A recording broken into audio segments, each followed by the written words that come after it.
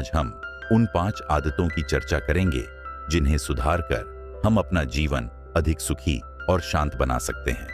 आज का मनुष्य बाहर से तेज दौड़ रहा है, पर भीतर से बिखरा हुआ है। उसकी सुबह मोबाइल की स्क्रीन से शुरू होती है और रात वही स्क्रीन बुझने पर खत्म होती है। उसका मन क्षण क्षण पर एक विषय से दूसरे विषय पर कूदता है, जैसे कोई अशांत बंदर एक डाल से दूसरी डाल पर झूलता रहता है। मन को स्थिर करना उसके लिए उतना ही कठिन हो गया है जितना समुद्र की लहरों को रोकना।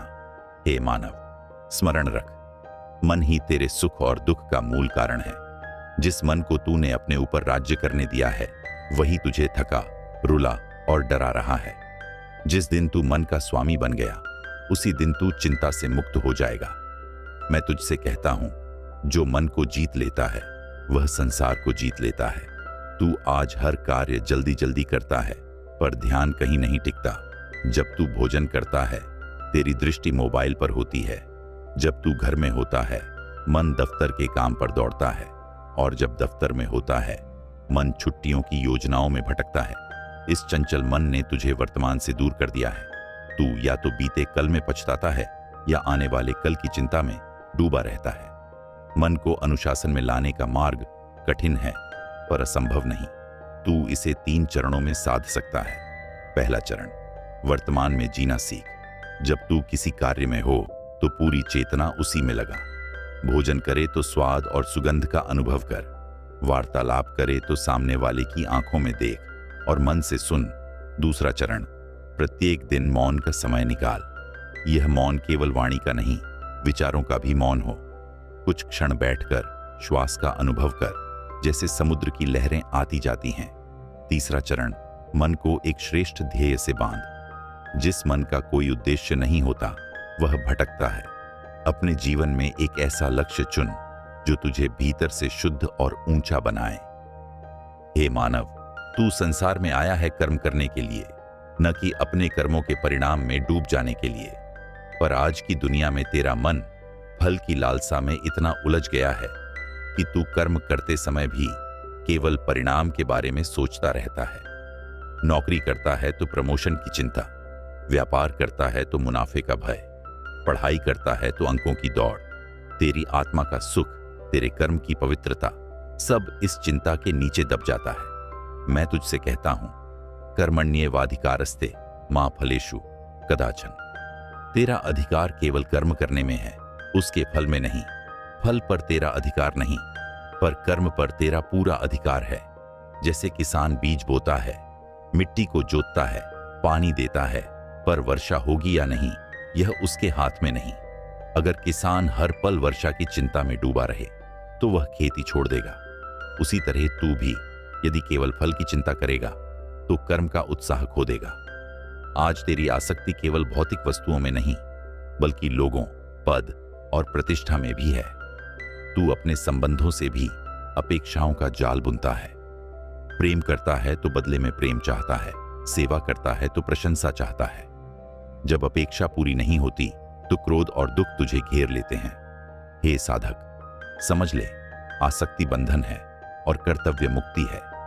जब तू बिना किसी अपेक्षा के कर्म करेगा, तो तेरा मन हल्का होगा, जैसे आकाश में उड़ता पक्षी। आसक्ति का त्याग आलस्य नहीं, बल्कि सबसे बड़ा साहस है। यह त्याग तभी संभव है जब तू स्वयं को इस शरीर और परिस्थिति से बड़ा मानने लगे। मनुष्य का मन एक स्वच्छ जल के समान है। जिस पात्र में यह डाला जाए, उसका रंग और गंध अपना लेता है। अगर यह मन नकारात्मक विचारों, स्वार्थी लोगों और निराशाजनक वातावरण के संपर्क में रहेगा, तो धीरे धीरे इसकी पवित्रता मलिन हो जाएगी। जैसे धुएं के पास रखा कपड़ा भी गंध से भर जाता है, वैसे ही संगति का प्रभाव तुझ पर पड़ता है, चाहे तू इसे माने या न माने। आज की दुनिया में नकारात्मक संगति केवल भौतिक रूप से पास बैठने से नहीं होती, यह डिजिटल संसार में भी उतनी ही गहरी है। सोशल मीडिया पर निराशाजनक, क्रोध से भरे या व्यर्थ समय खपाने वाले विचारों में डूबना भी संगति ही है। जब तू बार बार विवाद, आलोचना और निंदा से भरे विचार पढ़ता या सुनता है, तो तेरे मन की शांति स्वतः ही नष्ट हो जाती है। मैं तुझसे कहता हूं, संगत की शक्ति अतुलनीय है। यह गिरा भी सकती है और उठा भी सकती है। जिस प्रकार लोहे को अग्नि लाल और चमकीला बना देती है, वैसे ही संतों की संगति मनुष्य को तेजस्वी और निर्मल बना देती है। सत्संग का अर्थ केवल किसी साधु संत के पास बैठना नहीं, बल्कि सत्य, सद्भाव और सकारात्मक विचारों के साथ रहना है। तू जब किसी ऐसे व्यक्ति के पास रहेगा जो तुझे ऊंचा सोचने, सही जीने और सच्चे मार्ग पर चलने के लिए प्रेरित करे, तो तेरा मन अपने आप ऊपर उठेगा। आज के युग में तेरा जीवन भोग की दौड़ में उलझ गया है। अधिक से अधिक खाना, अधिक से अधिक कमाना, अधिक से अधिक दिखाना। तू भूल गया है कि जो इंद्रियां जितना पाती हैं, उतना ही और चाहती हैं। यह तृष्णा बुझती नहीं, बल्कि और प्रज्वलित होती है। जैसे आग में घी डालने से वह और भड़कती है।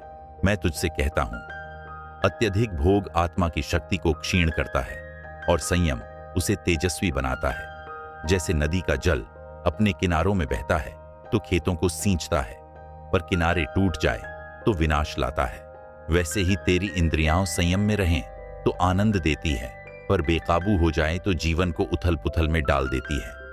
आज तेरे चारों ओर बाजार और विज्ञापन ने तुझे यह विश्वास दिला दिया है कि अधिक उपभोग ही सुख का मार्ग है, पर हे साधक, यह भ्रम है।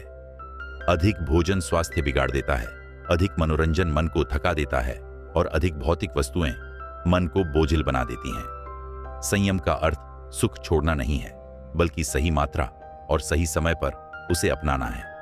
जैसे अच्छा संगीत मधुर लगता है, पर दिन रात कानों में गूंजे तो सिरदर्द बन जाता है, वैसे ही जीवन का हर सुख संतुलन में ही सुंदर है।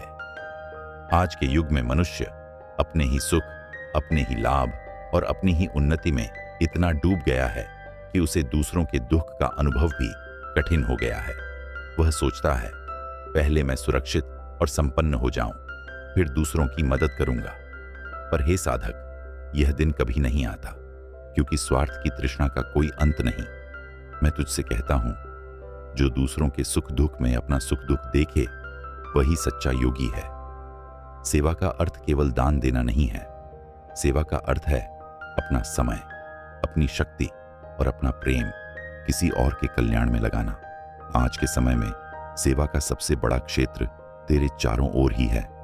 तेरे घर में, पड़ोस में, कार्यस्थल में ऐसे लोग हैं जिन्हें तेरी एक मुस्कान, एक शब्द या एक सहयोग की आवश्यकता है। सेवा कभी बड़ी बड़ी योजनाओं से नहीं शुरू होती, यह छोटे छोटे कर्मों से प्रारंभ होती है। किसी की बात ध्यान से सुन लेना, किसी को समय पर सहायता पहुंचा देना या किसी निराश व्यक्ति में आशा का संचार करना।